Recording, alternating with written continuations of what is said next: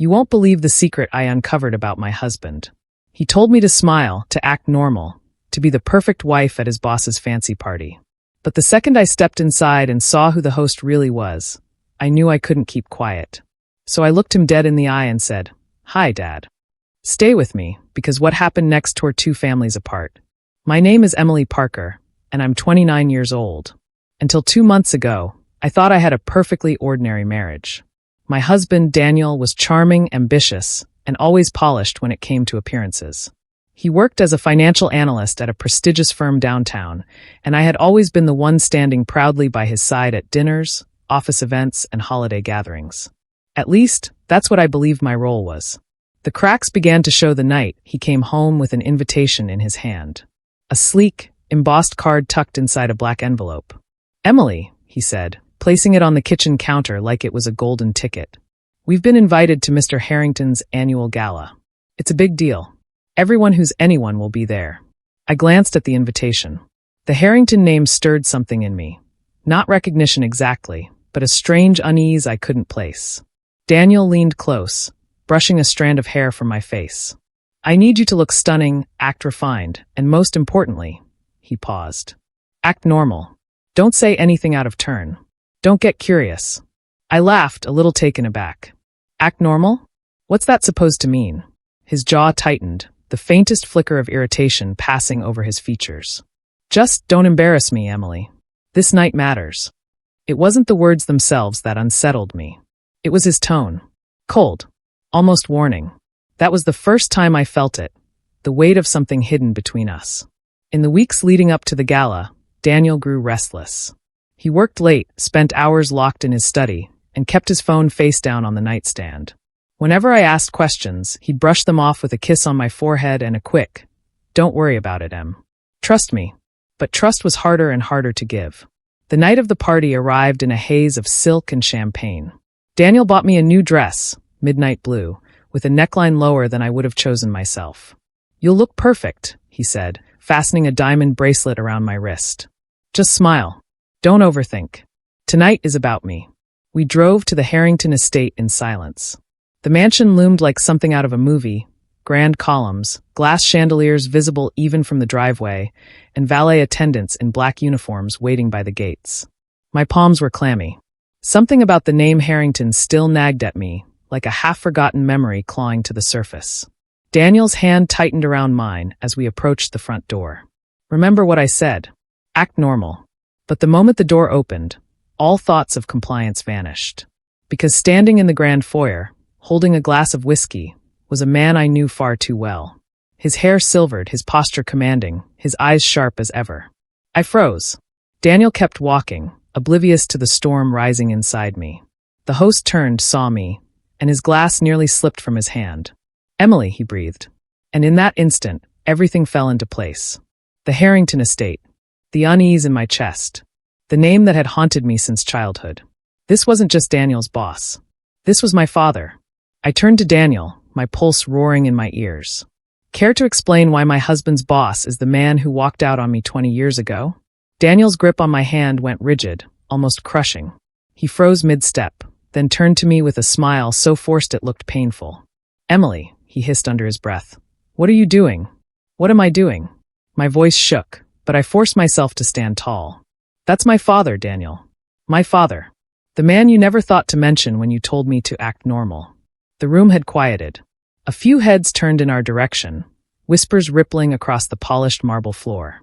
The Harrington Gala was known for its glittering elegance, its untouchable prestige. Not for family scandals blowing open in the first 5 minutes. Mr. Harrington, no, my father, set his glass down with deliberate calm and stepped closer. His presence carried weight, the kind that filled the room without effort.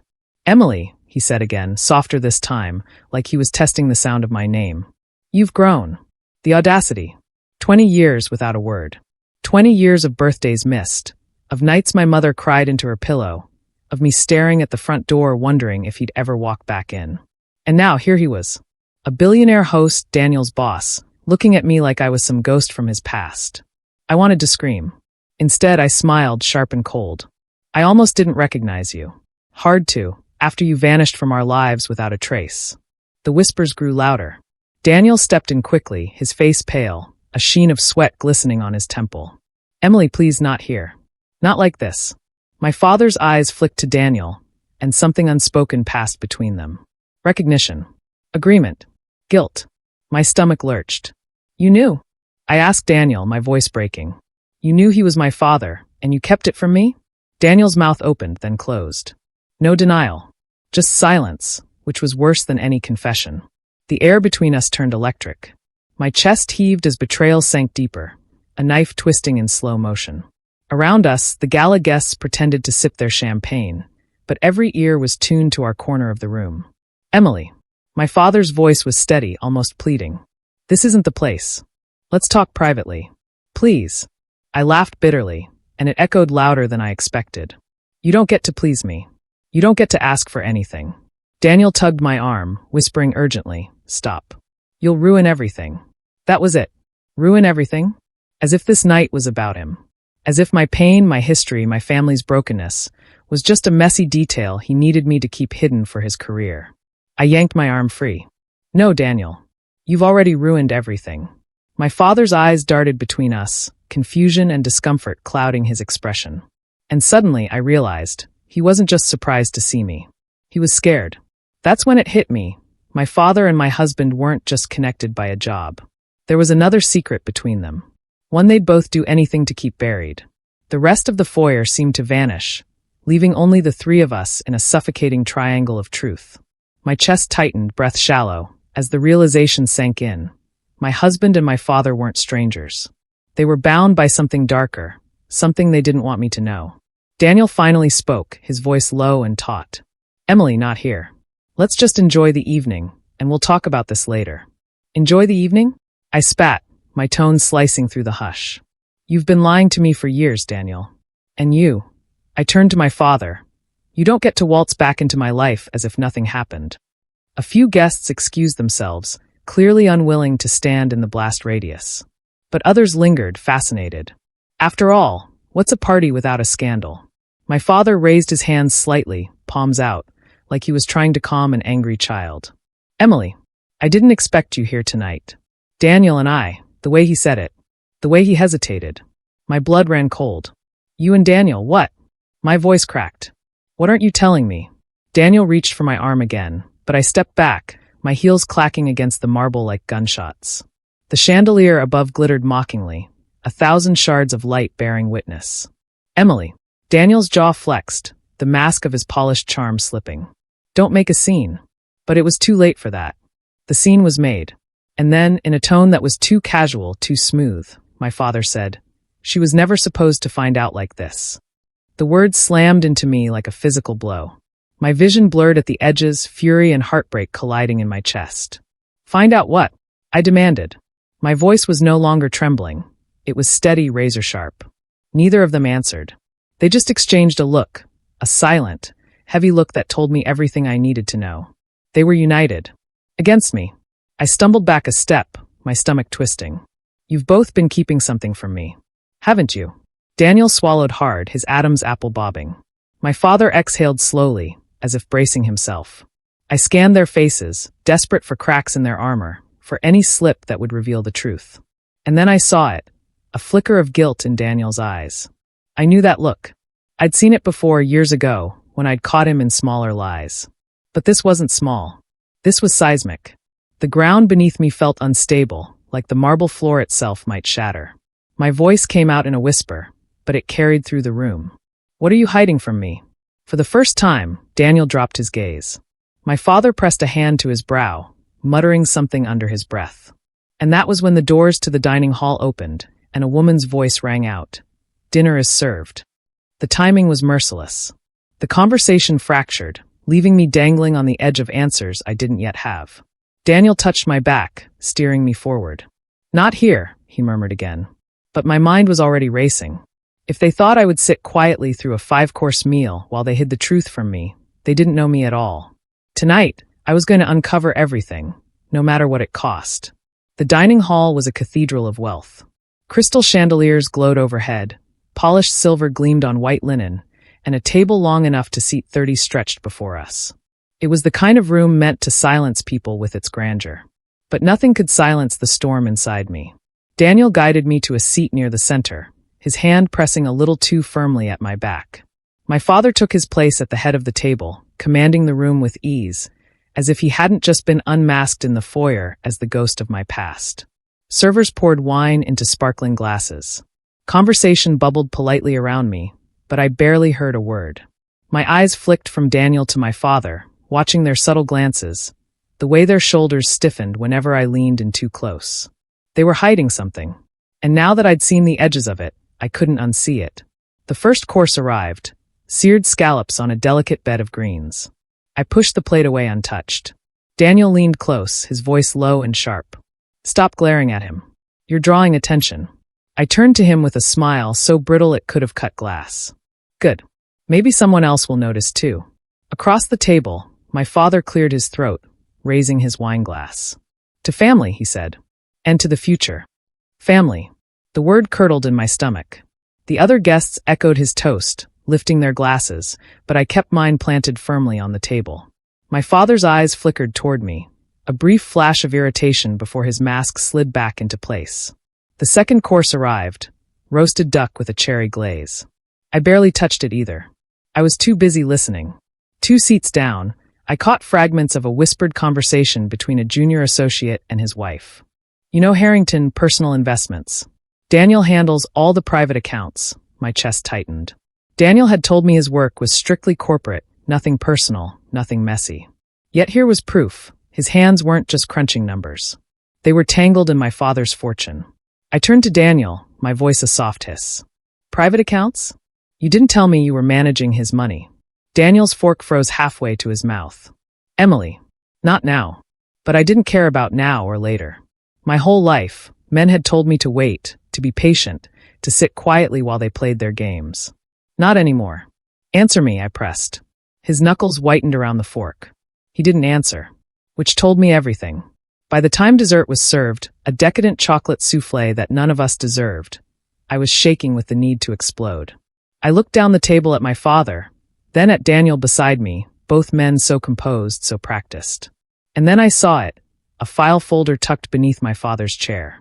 He'd slipped it under the table when he thought no one was watching. Something in me snapped. That folder held the answers they were so desperate to keep from me. And before the night was over, I was going to get my hands on it. I couldn't taste the souffle. I couldn't hear the tinkling piano or the polite laughter echoing down the table. My entire focus narrowed to the folder at my father's feet, thick with papers he clearly didn't want anyone to see. Daniel was busy answering a question from one of the executive's wives, flashing his easy smile like nothing was wrong. My father, too, was performing, telling a story about his most recent trip to Monaco, every word polished to perfection. But beneath that calm, they were both sweating. I could see it. I waited until the servers came to clear the plates, weaving between chairs. In the swirl of movement, I let my napkin slip from my lap. "Oops," I murmured, pushing my chair back. Daniel barely glanced at me, too absorbed in his own performance. My father's eyes flicked toward me briefly, sharp, assessing, before he turned back to his story. I crouched, reached for the napkin, and slid my hand toward the folder. My fingers brushed the edge of the leather cover. My pulse thundered in my ears. "Got it," I whispered to myself, clutching both napkin and folder as I rose. I slipped the folder onto my lap, tucking it beneath the tablecloth. My hands trembled, but my face stayed smooth. I'd learned long ago how to hide emotion when men wanted me silent. I waited until the room burst into laughter at some joke I didn't care to understand. And then, heart pounding, I flipped the folder open beneath the table. Numbers. Charts. Accounts. All tied to offshore banks I didn't recognize. And names, so many names. Shell companies, fake addresses, trusts. At the top of one page was Daniel's handwriting. His signature. My stomach lurched. He wasn't just working for my father, he was laundering for him. My own husband was complicit in the very empire that had abandoned me. And then I saw it. A single sheet clipped to the back. My name. Emily Harrington. I froze. My maiden name, printed cleanly across the top of a document that looked like a legal will. I skimmed faster, breath coming in shallow gasps. It was a trust fund, set up in my name, with money I never knew existed. Millions. My throat tightened. My father hadn't just walked away from me 20 years ago. He'd been keeping me in his ledger all along, not as a daughter, but as an asset. My vision blurred. I snapped the folder shut, shoving it back under the table before anyone noticed. When I looked up, Daniel was staring at me. His smile was still plastered on his face for the room, but his eyes were deadly serious. He knew, and in that moment I realized, if Daniel knew I'd seen the folder, then I wasn't just a wife in the dark anymore. I was a liability to both of them. The car ride home was a graveyard of silence.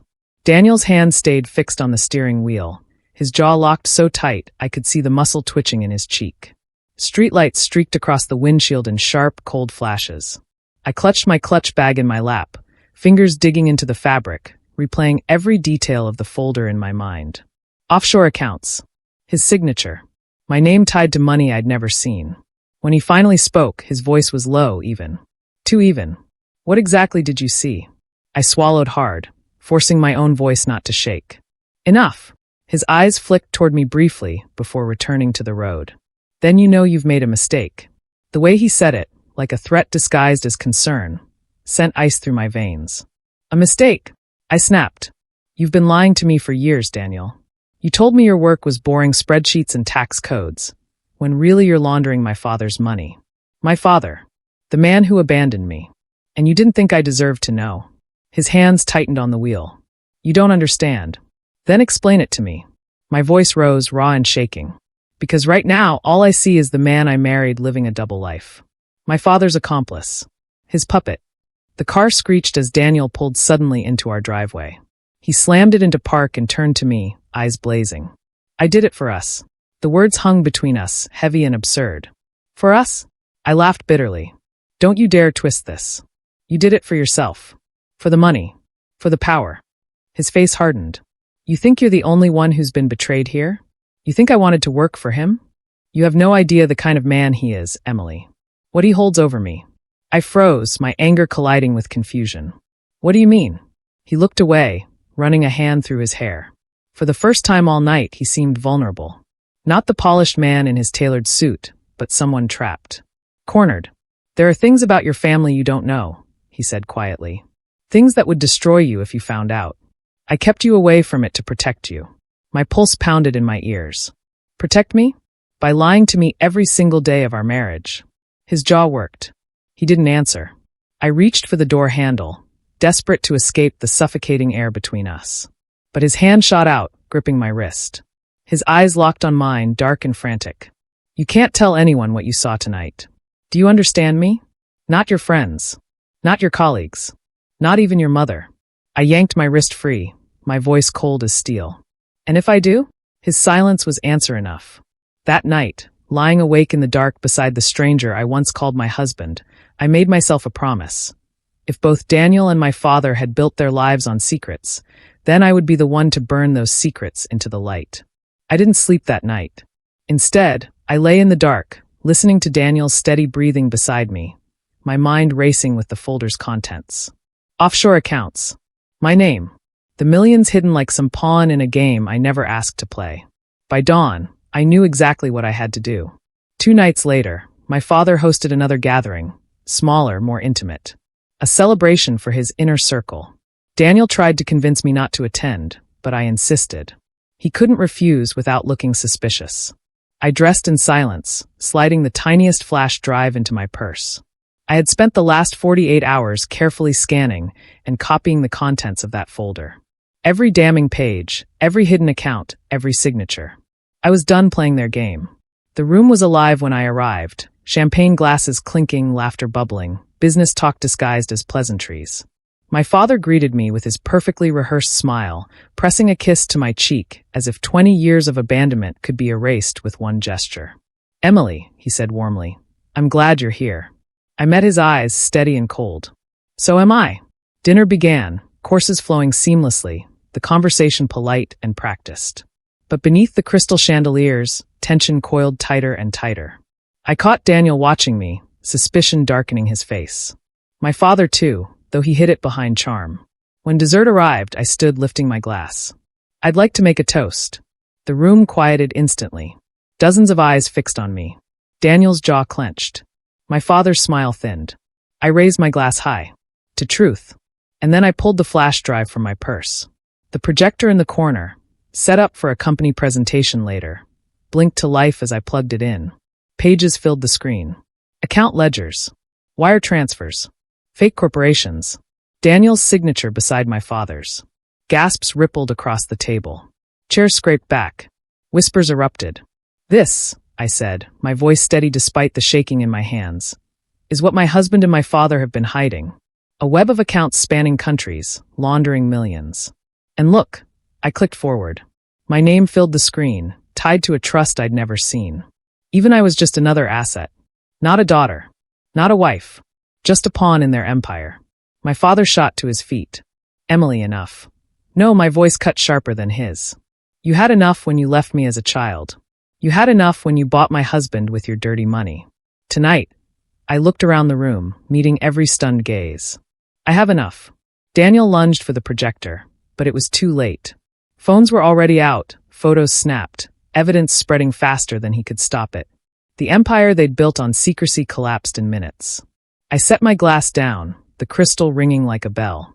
My hands no longer shook, because for the first time, I wasn't their liability. I was their reckoning. If you enjoyed this story, make sure to like, subscribe, and hit the notification bell. Thank you.